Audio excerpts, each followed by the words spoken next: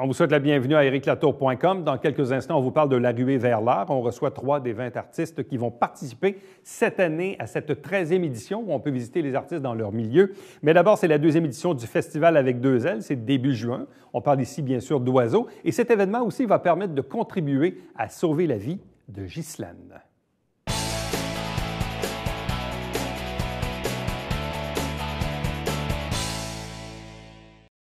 On vous en avait parlé l'an passé pour la première édition. Visiblement, ça a bien fonctionné puisqu'on est de retour pour une 2e. Le Festival avec 2 L, c'est samedi, le 4 juin, dès 10 h au Centre des Aînés-Joannais à Saint-Jean-sur-Richelieu. On a nos invités qu'on vous présente à l'instant. D'abord, Isabelle Boucher. Bonsoir. Bonjour. À vous. Accompagnée de Véronique Messier. On vous souhaite la bienvenue. Bonsoir. De même que Mme Ghislaine Pillette. Bonsoir et bienvenue. Bonsoir et merci. Bon. En fait, il y a 2 choses là-dedans parce que, évidemment, vous revenez avec une 2e édition. Est-ce qu'on est à peu près dans les mêmes dates ou un petit peu plus tard? On a retardé un petit peu à cause de la disponibilité des salles. On est une semaine plus tard, je pense, par rapport à l'année passée. Parlez-nous du succès de l'an passé. Comment ça a été, finalement? Ça a très bien été. Les exposants qui devaient y être étaient tous là. On avait énormément d'oiseaux, près d'une centaine, une vingtaine d'espèces. On a eu à peu près 600 visiteurs. Je dis à peu près parce que, comme on ne chargeait pas l'entrée, on a perdu le compte un bout de temps. Les gens rentraient, puis on n'arrivait plus à les compter. Donc, on estime à 600. Bon. Selon vous, qu'est-ce qui a fait que la première édition a été un succès, selon vous? La curiosité et les oiseaux, je sais pas, on va dans les magasins, on voit beaucoup d'oiseaux. Le monde s'intéresse au monde aviaire plus qu'avant peut-être. Puis à Saint-Jean, ben il n'y a jamais eu un événement comme ça. Alors le monde, puis en plus c'est gratuit. Bon, mais on le dit, ce sont des animaux exotiques. Ouais. Et évidemment, quand c'est exotique, ça pique la curiosité. Comme vous l'avez dit aussi, donc l'événement était gratuit. Est-ce qu'il le sera encore cette année? Non, on va charger un gros 2 $ pour les adultes. Mais pour les enfants, ça reste gratuit. On est obligé de charger parce que l'année passée, on a investi pas mal d'argent de nos poches. Donc cette année, on aimerait arriver à... À ne pas perdre d'argent. À ne pas perdre d'argent, c'est le but recherché. Oui. Bon. Vous, Ghislaine, vous étiez là, vous, l'an passé à l'événement. Je n'étais pas présente, j'ai aidé, mais je n'étais pas présente. C'est plus mon conjoint qui a représenté la compagnie l'année passée. Qu'est-ce qui fait que vous vous intéressiez à cet événement? Cette année, c'est qu'on a... je serai responsable finalement des ateliers qui auront lieu durant la journée du festival. Des ateliers qui s'adressent plus aux enfants, mais il y en aura quand même une pour adultes. Au niveau des enfants, là, on va faire du Zentangle. C'est comme... une thérapie pour essayer de décrocher un peu, moins stressé, essayer d'évacuer. Puis ça s'adresse à tous les âges, là, des enfants aux adultes peuvent en faire. Donc, on va faire 2 ateliers de Zentangle. Une où on va créer des jouets pour perroquets. Celle-ci sera avec les adultes. Et Isabelle et Véronique m'ont permis d'avoir une petite boîte de dons parce que, bon, je combats un cancer en ce moment, puis je dois aller en France pour un traitement. Donc, cette activité-là sera payante et l'activité du capteur de rêve qu'on va terminer avec celui-ci sera gratuit aussi pour les enfants. Bon. Donc, c'est pour ça que je disais en introduction, il y a un peu 2 choses parce que, bon, il y a évidemment le Festival avec 2 L qui revient. Et ce que j'avais compris, donc, c'est que Ghislaine devait être là l'an passé, mais évidemment, votre condition ne le permettait pas, je pense. C'est ça, oui.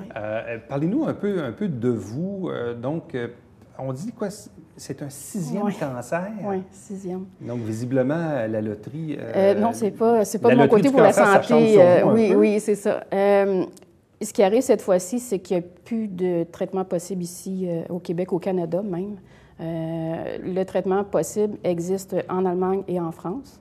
En Allemagne, on oublie ça, mais en France, c'est quelque chose qui est quand même possible, sauf qu'on n'a pas d'aide financière, donc il faut trouver l'argent nécessaire. On parle de quel type de cancer? C'est un cancer du cerveau. Cancer du cerveau. Oui. Et pourquoi on dit que c'est un 6e cancer dans votre cas? Bien, pour le cerveau, c'est une 2e rechute, donc 3 cancers au niveau du cerveau. J'en ai eu une au niveau du palais, dans la bouche, une au sein, puis une à la vessie. Et ça, c'est depuis combien d'années? 17 ans. Depuis 17 ans? Wow! Vous êtes toute une battante. Oui, je sais. Et vous la connaissez depuis longtemps? Non, ça fait seulement quelques années qu'on se connaît vraiment, mais dans le milieu aviaire, je vous dirais qu'on se suit tous un peu. Donc, je voyais un peu aller son cheminement, tout ça, sa passion pour les oiseaux, sa boutique. Je suivais sa boutique là, déjà depuis quelques années. Donc, mais ça fait vraiment juste quelques années qu'on est plus près, oui. Puis ce que j'admire d'elle, c'est vraiment elle est toujours motivée. Elle est toujours joyeuse. Il n'y a vraiment pas de mauvais côté. Elle va prendre un côté négatif, elle va le transformer en positif en 2 secondes. Donc, je suis vraiment heureuse de l'avoir avec nous pour faire les ateliers. Même si elle n'était pas malade, je serais autant heureuse de l'avoir avec nous. Je serais même plus heureuse. Fait que pour moi, c'est une inspiration également. Je suis vraiment contente qu'elle soit là. Moi, ben, j'ai appris vraiment qu'elle était malade sur Facebook. Puis là, je parlais avec son conjoint tantôt, puis je disais, wow. Je dis, tu sais, des fois, on a mal à la tête, puis on capote. Je dis, elle a 6 cancers, puis elle est souriante. Tu sais, gars. Ce genre-là. Non, c'est ça. Moi, c'est une inspiration. Et Ghislaine, qu'est-ce qui fait que vous vous êtes intéressée au monde des oiseaux? C'est suite au premier cancer, finalement. Oui. Oui. Mon conjoint, à ce moment-là, j'étais une personne qui travaillait énormément. Là, je faisais du 70 heures semaine. Se retrouver à la maison du jour au lendemain avec les 4 murs, c'est quelque chose. Là. Donc, on a commencé avec une petite perruche, une perruche à moustache, un petit quaker, puis on a monté jusqu'au hara, puis on a développé la passion. Ce qui est intéressant, c'est que tous les deux, on l'a. Donc, c'est rare que les deux dans le couple ont la même passion. Il n'y en a pas beaucoup. J'en connais pas beaucoup. Et là, vous avez combien d'oiseaux? Et à cause de la maladie, on a malheureusement dû diminuer. Là, on en avait 16, on a diminué à 3 parce que mon conjoint doit voir à tout, puis c'est quelque chose. C'est compliqué. Ouais. Et là, vous, là, quand on s'était vu l'an passé, vous en aviez quoi? Une quarantaine, une soixantaine, quelque chose comme ça? Ce qu'il faut dire, Véronique et moi, ce sont des pinsons qu'on élève, donc des petits oiseaux. On n'a pas de gros haras, de gris d'Afrique. Moi, j'aurais pas le temps de m'en occuper de toute façon, donc moi, c'est vraiment des petits pinsons. À peu près la même quantité que l'année passée. Okay, une quarantaine. 90, parce que là, j'ai fait 90? de l'élevage, puis là, j'ai 15 bébés qui sont sortis. Alors là, je les garde à la maison. Je les mets à vendre. Cette année, ça va super bien. Donc, le salon, c'est des conférences, parce que là, vous avez des conférenciers. Vous en avez quoi? Vous en avez 5? On a 5 conférenciers. On commence par Dr Duval, qui est vétérinaire à la clinique Mont-Saint-Grégoire, qui va nous expliquer un petit peu c'est quoi la consultation avec un vétérinaire. On a une conférencière qui provient de COESP, qui est un organisme pour la sauvegarde des perroquets, qui, elle, va parler histoire d'amour de perroquets. On continue avec un atelier sur la zoothérapie. Ensuite, sur le bagage des oiseaux, parce qu'on fait l'élevage, souvent on va être appelé à baguer nos oiseaux pour les reconnaître. Donc, on va avoir un atelier. C'est une dame qui provient de l'Ontario qui va venir donner la conférence. Puis, on termine avec une autre conférence sur l'origine des oiseaux qui est faite par M. Sené, un éleveur de Mont-Saint-Grégoire, qui, lui, élève des oiseaux de basse-cour. Donc, il va faire une espèce d'historique en partant des dinosaures jusqu'à maintenant. Est-ce que je me trompe ou sur la rive sud de Montréal, il n'y a pas vraiment d'événements comparables? Je vous dirais, à la grandeur du Québec, il n'y a pas d'événement comparable. Quand on parle d'un événement uniquement aviaire, il n'y en a pas d'autre. Il n'y en a pas, hein, non. C'est ça. Donc, des conférences. Évidemment, les gens vont pouvoir voir des oiseaux. Oui, les manipuler aussi. Les manipuler. Il y a aussi donc des kiosques avec différents objets utiles donc, pour ça. Utiles pour l'oiseau, mais aussi de l'artisanat. Et de l'artisanat. Oui, c'est vraiment d'aller chercher des artistes qui exploitent l'oiseau dans leur réalisation. Et tantôt, on parlait donc des bricolages et de l'atelier, donc ça aussi, ça fait partie... oui, puis on a aussi des créations Angeli où on fait beaucoup de choses avec les perroquets, avec les plumes, donc oui. Juste pour compléter sur ce qu'on disait tantôt, bon, là, donc, ils vous ont permis d'avoir un kiosque avec, évidemment, pour recevoir des dons. Vous dites que le traitement disponible dans votre cas est donc juste soit en France ou en Allemagne. En quoi consiste ce traitement et pourquoi est-il seulement disponible dans ces 2 pays d'Europe? Le traitement consiste en 3 composés de chimiothérapie qu'on va injecter directement dans la masse. Ici, un des composés ne rentre pas au pays. Donc, déjà en partant, on ne peut pas faire venir le médicament ici. Pour ce qui est de la trépanation qu'on appelle, c'est le trou qu'on va faire au niveau du crâne. Ça, oui, j'aurais pu l'avoir ici, mais ça n'aurait rien donné si on n'aurait pas pu m'injecter les médicaments. Et c'est 3 injections qui vont injecter directement dans la masse, ce qui fait en sorte que l'espérance de vie est quand même énorme comparée à moins d'1 an qui me resterait si je ne vais pas. OK. Et selon les pronostics en France, selon le traitement, c'est de beaucoup amélioré? On parle au-dessus de 90 de réussite. Ah oui, 90 oui.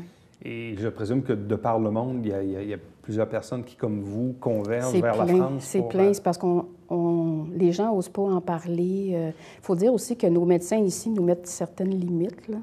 Déjà, de les nommer, c'est quelque chose. Puis ils ne veulent pas non plus que les gens aient peur de se faire traiter ici. Tu sais, c'est une grosse, machine. On peut pas... oui, c'est ça. Et on a une certaine aide, mais quand on décide d'aller à l'extérieur, mais ça s'arrête là, puis débrouille-toi. Et dans un cas, pour ce traitement en France, on parle de coûts qui ressemblent à quoi? C'est plusieurs milliers de dollars? 35 000 C'est 35 000 Par contre, dans ce 35 000 $, ça inclut la chirurgie, les médicaments, l'hébergement interhospitalier, parce que si j'étais complètement à l'hôpital, ce serait plus dispendieux, là. Mais ainsi que l'alimentation, les billets d'avion, dans le fond, c'est 35 000 $. Et là, votre souhait, c'est de ramasser le montant d'ici quelle date? Je dois être en France le 29 août. 29 août? Oui. Donc, c'est bientôt. Avez-vous d'autres activités bénéfices, mis à part le salon qui s'en vient? Oui, il va en avoir d'autres. Il va y avoir une marche de perroquets qui va être organisée à Montréal. Oui. Puis j'ai une entrevue demain avec CTV à la maison. Okay. Donc, on va Donc les choses bougent en votre faveur. Oui. Oui. Est-ce que je peux parler de sa page Facebook, Sauvons Ghislaine? Oui, tout à fait. C'est la page à visiter si on veut plus d'informations. Donc, Sauvons la vie de Ghislaine. Oui, tout à fait. Donc, il y a tout sur cette page-là. Je donne des nouvelles régulièrement. Puis, oui. Bon.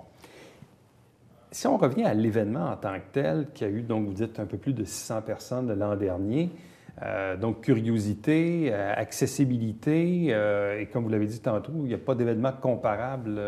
Donc, c'est en train de faire boule de neige, là. Oui, on espère que ça va prendre de l'expansion. Mais comme on est seulement 2 organisatrices, on est obligé de rester encore tout petit, même si cette année, on est obligé de refuser des exposants. Ah, oui. Malheureusement, on ne peut pas agrandir le Centre des aînés joannais.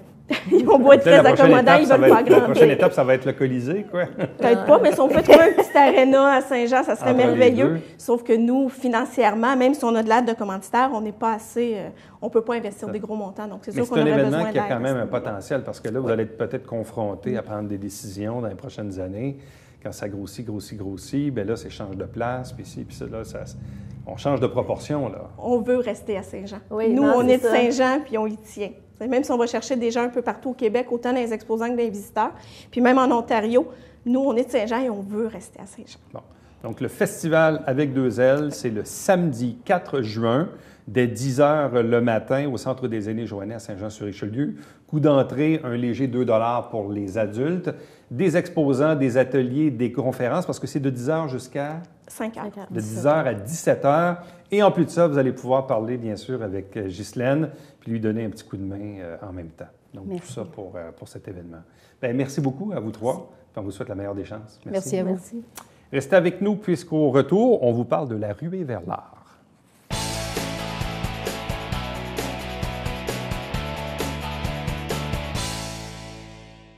Salut, ici Alexandre Baudouin. Et François Trépanier. François, cette semaine à Sport Express, on parle de course automobile. Oui, avec le pilote de NASCAR Canadian Tire, Jocelyn Fecteau, qui est avec nous. Et toi, la Coupe du Président? Exactement, avec le directeur général adjoint des Huskies de Rouyn-Noranda, Mario Duhamel. Parlez pas ça.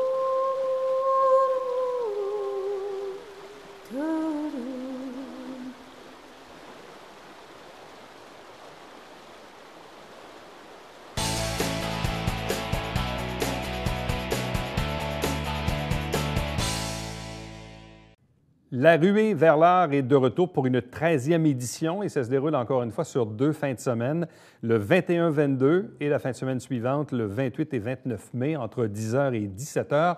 Le concept est assez simple, c'est que les gens, les visiteurs, le public qui nous regardez en ce moment, vous pouvez aller voir les artistes dans leur atelier et même parfois en création pour voir et comprendre le milieu dans lequel les artistes sont appelés à travailler et à produire. 3 invités pour nous parler de cet événement de la coop Artaud. Lorraine Doucet, bonsoir à vous. Bonsoir. Accompagnée de Claire Bienvenue. Bonsoir. Bonsoir. Et bien sûr, Roger Alexandre. Bonsoir et bienvenue. Bonsoir. Ça fait plusieurs années que vous 3, vous participez à la ruée vers l'art? Oh, oui. Moi, j'ai fait les 13 ans. Roger aussi? Moi, j'en ai manqué une, je pense. Hein? Comment ça? Je sais pas. Mais visiblement, donc, ce que je comprends, c'est que l'événement est apprécié de la part du public, mais il est apprécié aussi de la part des membres de Arto. Ah oui, beaucoup. C'est très intéressant. D'abord, c'est tellement simple. On est chez soi, dans notre atelier. On peut peindre, on peut continuer à produire, mais aussi on peut expliquer ce qu'on fait quand les gens viennent. Je pense que les gens aiment beaucoup voir comment on travaille, explorer nos petites choses, les choses qui traînent. Ah oui, tu mets ça là, ah oui, tu fais ça comme ça. Ça démystifie un peu, ça intéresse les gens. Fait que, ouais. En même temps aussi, ça joue dans l'intimité de l'artiste. Parce que souvent, on dit qu'il y a des artistes qui produisent tranquille à la maison, dans leur intimité, puis même des fois que c'est un peu déchirant d'exposer, hein, les premières fois. Alors que là, c'est le monde qui vient chez vous. Claire, les premières fois, là, comment on... Bien, au début, c'est un peu inquiétant. Ça nous oblige à faire un bon ménage. Ça, oui. c'est un bon plus. Et non, c'est un contact qui est très différent. Quand tu rencontres des gens dans un lieu d'exposition comme une galerie, puis quand tu rencontres les gens chez toi, c'est plus amical, c'est plus simple, on dirait. Et les gens sont plus à l'aise, d'une part, parce que, un peu comme disait Lorraine, quand tu entres, on accroche nos tableaux qui sont finis, on en accroche qui ne sont pas finis, on a notre table de travail avec tout ce qu'on utilise comme outil de travail. Et pour les gens, c'est intéressant de voir tout ça, dans quel contexte on crée.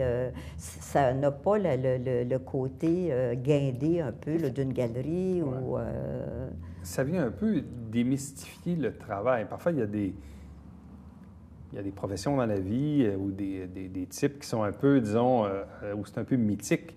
Je prends l'exemple de la radio et de la télé. Quand on fait visiter aux gens un studio de radio ou un studio de télé, les gens regardent la télé et disent « Ah oui, c'est comme ça, vous avez des lumières, vous avez des micros, ah oui, les caméras sont comme ça. » Donc, c'est un peu ça. Vous, les gens, ils viennent vous voir en salle d'exposition. Bon, là, ils voient le produit. Mais de voir l'atelier, de voir l'environnement dans lequel vous travaillez, c'est un autre monde, Roger. Oui, effectivement, c'est un autre monde. Et l'artiste, quand on reçoit, on choisit ce qu'on va dire aussi. On fait un beau ménage ou bien si on laisse ça, comme c'est en réalité. Et dans ton cas? Et dans mon cas, j'ai fait jusqu'un beau ménage jusqu'à présent. Mais je me dis, pourquoi je me donne tant de trouble? Peut-être que les gens aimeraient ça, voir les petites taches qui dégoulinent, tout ça. Il en reste, ça, c'est sûr. C'est sûr qu'il en reste. Est-ce que les gens posent des questions qui sont différentes de celles qui sont appelées à vous poser en galerie? Oui, c'est parce que là, c'est que je dirais que les gens sont plus touchés au cœur. Nous, on peut, disons, faire un paraître extraordinaire, mais à un moment donné, quand on arrive devant les tableaux, et là, on dirait qu'on se livre davantage là parce qu'on est plus généreux, parce on est content qu'ils soient chez nous, puis on veut les remercier, puis on en met plus, je dirais, parce qu'ils sont chez nous. c'est plus intime. Plus intime, c'est ça. Il y a une communion. Il y a des gens qui restent longtemps. Hein? Il y a des gens qui arrivent, puis ils sont bien, puis tout à coup arrivent d'autres personnes qui connaissent, alors ils se mettent à jaser ensemble, puis ils refont le tour.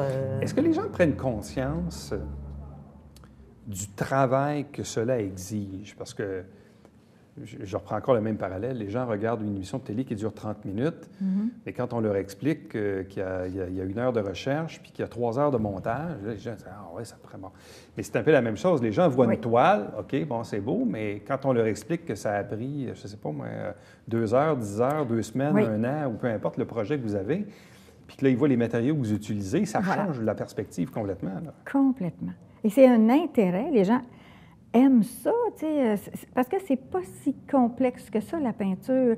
C'est la création, puis réussir à faire une œuvre qui se tient, qui est un petit peu plus complexe, mais pour le reste, c'est à la portée de beaucoup, beaucoup de gens. Et ça fait tellement de bien de mettre, tu sais, des couleurs sur une toile ou sur un papier. Juste jouer avec toutes ces choses que les gens ne se permettent pas, là, parce que, tu sais, regarde, je ne suis pas peintre, moi, je ne suis pas capable de faire ça. Mais oui, tu es capable. Essaye pour le fun, regarde, mets-en un peu, tu vas voir. C'est tellement génial. C'est vraiment pour nous et pour les gens qui viennent. On parle de peinture, mais on a aussi des sculpteurs. On a un sculpteur, Daniel Granger, on a Lina Loisel qui fait de la céramique. Et on a Manon Rondeau qui est au bijou. Oui. Alors, puis au niveau de la peinture, je pense qu'il y a Fern Saint-Hilaire qui fait de la peinture à l'huile. Mais en général, les autres artistes, je pense qu'ils travaillent surtout l'acrylique, mais de façon très différente. Il y a Monica Baron qui fait beaucoup de fleurs, alors que Marie-Noël Brouillé, elle est plus au niveau des techniques mixtes, elle travaille sur bois, elle fait beaucoup d'illustrations. Alors, on voit toutes sortes de techniques de peinture. C'est pas uniforme. On est 20 artistes cette année et c'est 20 produits différents. Ah oui. Bon. Donc là, vous êtes une vingtaine. Et comme je l'ai dit, là, c'est 2 fins de semaine, c'est 4 jours de 10h à 17h. Est-ce que c'est un peu angoissant ou le premier samedi matin, là, quand on débarre la porte de la maison, est-ce qu'on se dit, ils vont-tu venir? Non, mais je ne sais pas. Oui, il y a une espèce d'angoisse. Oui, c'est sûr. Oui. Si on a de la pluie, du vent, là, ça dépend on est aussi toujours des plus gens, inquiet. Nous, on n'a pas peut-être le trac des nouveaux, parce que ce soir, on est 3 anciens qui connaissent la ruée vers l'art depuis le début, mais on a quand même de la relève. On a Sibylline et Marie-Noël Brouillé, qui sont 2 nouvelles cette année, qui ne l'ont jamais fait. Mais dans une journée, là, il peut passer à peu près combien de personnes? Oh, on a déjà eu quand même, je me souviens d'une vingtaine. Dans une seule journée? Dans une seule journée. Il y a des journées, là, il y en a aussi où tu en as 3, là. À voir. Oui, c'est si ça. il ne fait pas beau, tu vas avoir 3 personnes. Mais, il y a des journées, et comme disait Claire, des fois, c'est un feu roulant, là. Les gens arrivent, tout à coup, il y en a d'autres qui arrivent, là, tu es en train d'expliquer que... Oui, ou tu laisses la porte ouverte, tu marques « Entrée », parce que tu ne veux pas aller chercher les gens tout le temps. Ah non, c'est vraiment agréable.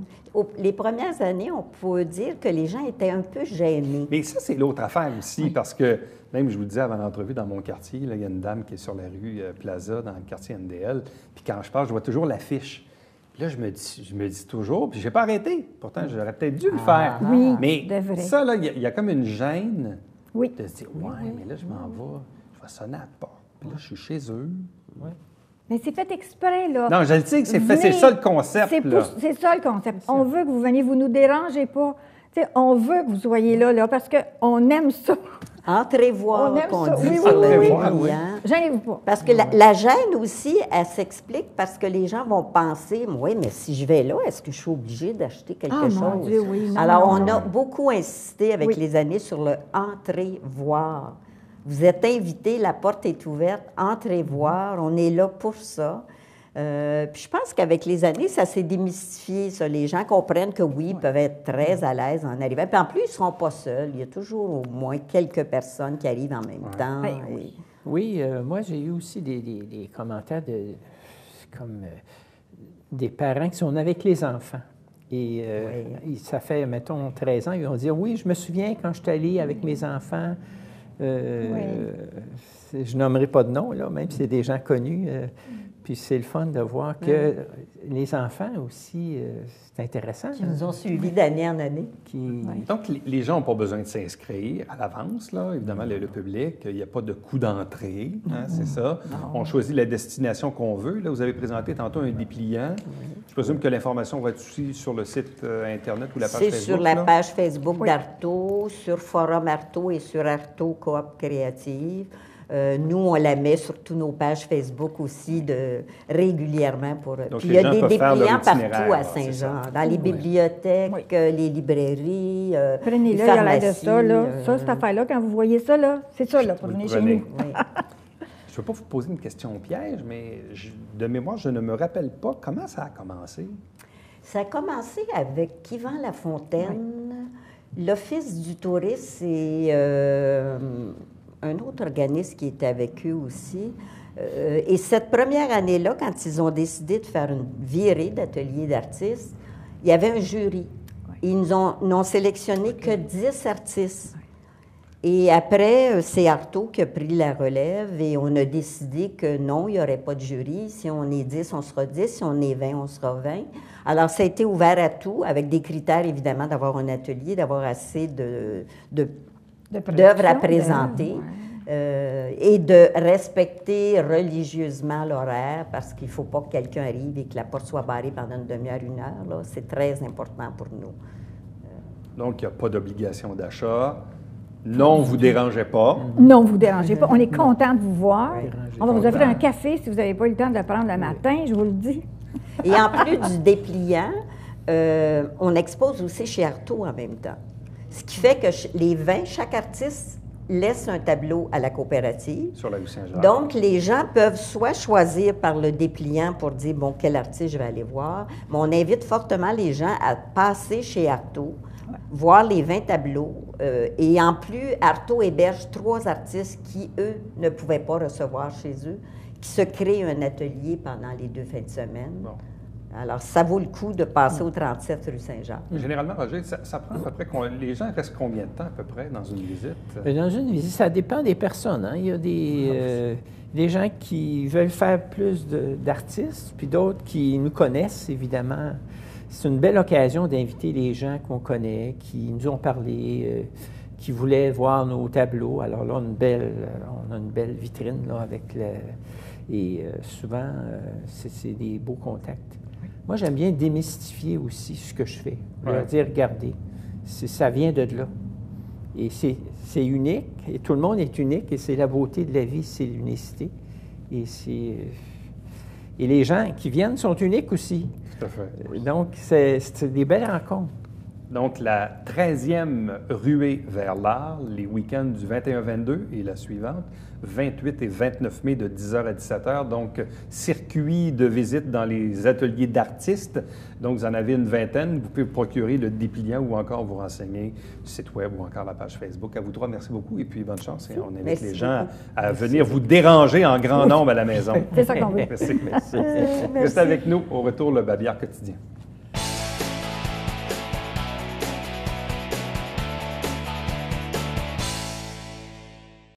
Vous savez qu'il y a des milliers de cyclistes qui sont attendus le 18 juin à Saint-Jean-sur-Richelieu, la boucle Vidéotron du Grand Défi Pierre Lavoie.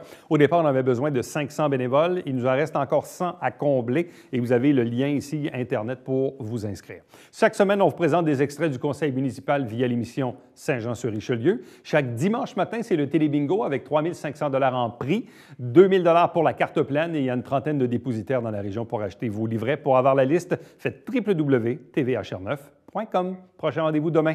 Bye bye.